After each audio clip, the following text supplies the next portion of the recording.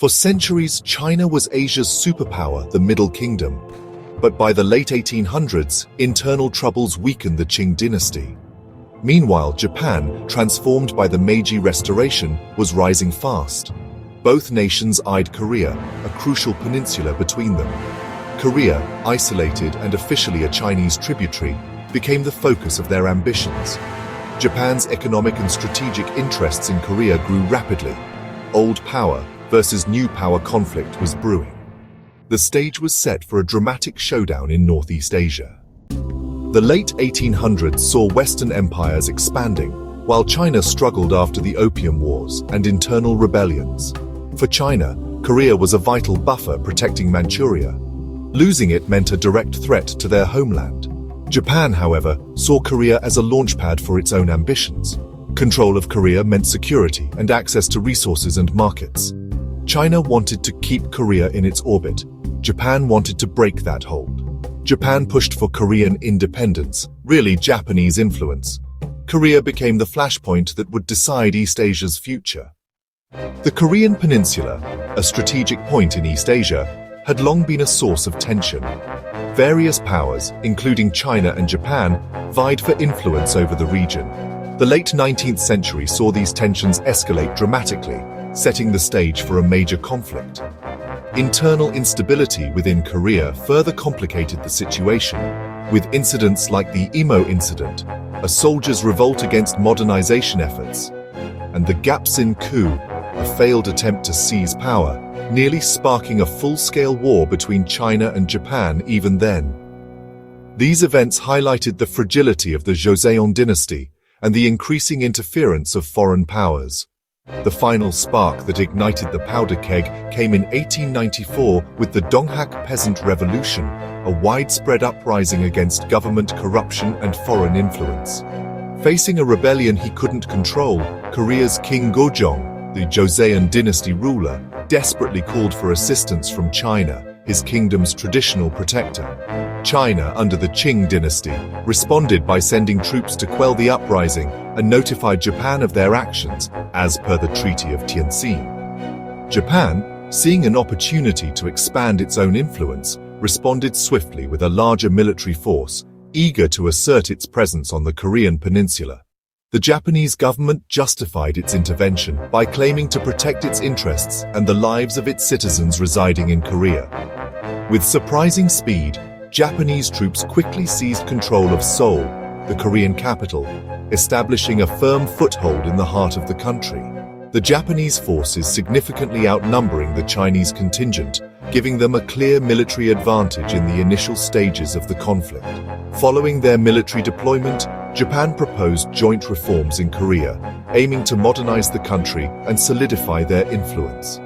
However, China, unwilling to concede to Japanese demands and viewing their presence as an infringement on their sovereignty, flatly refused the proposal. In a bold move, Japanese forces then occupied the Korean royal palace, effectively taking control of the government. They swiftly installed a pro-Japanese government, placing individuals sympathetic to their cause in positions of power. This new regime under Japanese influence immediately demanded the complete withdrawal of all Chinese troops from Korean territory. With diplomatic avenues exhausted and neither side willing to compromise, all hope for a peaceful resolution vanished. The stage was now irrevocably set. War between China and Japan, a conflict that would reshape the balance of power in East Asia, was now inevitable.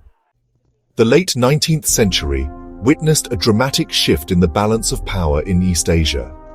The First Sino-Japanese War erupted in 1894, a conflict that would forever alter the geopolitical landscape of the region. This war marked a turning point, showcasing Japan's rapid modernization and its emergence as a formidable military force. Japan, eager to assert its newfound strength, struck first at sea, initiating hostilities with a bold naval offensive. The opening salvos of the war were fired across the waves, signaling a new era of Japanese dominance. On land, Japan's modern army, meticulously trained and equipped, stood ready to challenge the established power of China. The Japanese infantry, marching with precision and discipline, represented the cutting edge of military technology and strategy. In a decisive early engagement, Japan's forces outclassed the Chinese at Pyongyang, securing a significant victory and demonstrating their superior military capabilities. The battle served as a stark warning of China's vulnerability. At sea, the Battle of the Yalu River became a pivotal moment in the war, a clash of naval titans that would determine control of the seas.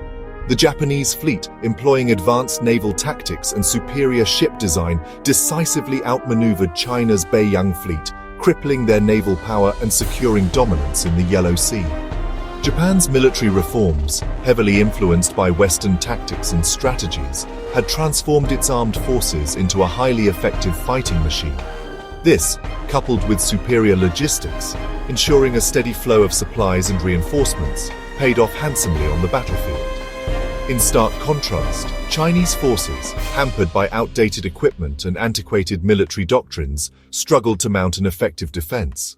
Internal corruption and a lack of modernization further weakened the Chinese war effort, leading to a swift and decisive crumbling of their defenses.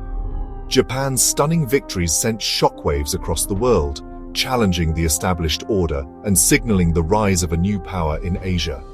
The Meiji Restoration's transformative impact was now undeniably clear, a testament to Japan's ability to adapt and modernize at an unprecedented pace. Japan had successfully transitioned into a modern military power, capable of projecting its influence far beyond its borders. China's weaknesses, both military and political, were brutally exposed for all the world to see, revealing the fragility of the once mighty empire. The war's outcome would fundamentally reshape the region's geopolitical landscape, ushering in an era of Japanese dominance and setting the stage for future conflicts. The old order in East Asia, characterized by traditional empires and hierarchical relationships, was collapsing under the weight of modernization and the rise of new powers. Japan's rapid victories on land and sea stunned the world. Their modern military machine, honed through years of careful planning and investment, proved overwhelmingly effective. These victories forced a desperate China to sue for peace, seeking an end to the devastating conflict. Representatives from both nations gathered to negotiate terms under the watchful eyes of international observers. The resulting Treaty of Shimonoseki in 1895 marked a turning point in East Asian history. It was devastating for China, exposing the Qing dynasty's weakness and inability to defend its interests. China was compelled to recognize Korea's independence, a move that significantly altered the geopolitical landscape. This recognition effectively ended centuries of Chinese suzerainty over the Korean peninsula, ushering in a new era for the region. Furthermore, Taiwan and the Pescadores Islands were ceded to Japan, expanding its territorial control. In addition to territorial losses, a massive indemnity was imposed on China, further straining its already depleted treasury. Although foreign powers, wary of Japan's growing influence, forced it to return the Liaodong Peninsula, the damage was done. Despite this setback, Japan's prestige soared on the international stage. The treaty served as a stark reminder of China's deep vulnerabilities and internal weaknesses. Japan definitively emerged as East Asia's dominant military force, a position it would leverage in the years to come. This victory fueled its imperial ambitions, setting the stage for further expansion and regional dominance. China's decline accelerated in the wake of the treaty, leading to widespread discontent and calls for change. This sparked calls for reform from within and contributed to growing internal instability, threatening the very foundations of the Qing dynasty. The war's tremors and the subsequent treaty would profoundly shape the political landscape of Asia for decades to come. A new era had begun in the region, one defined by Japanese power and Chinese weakness, forever altering the balance of power.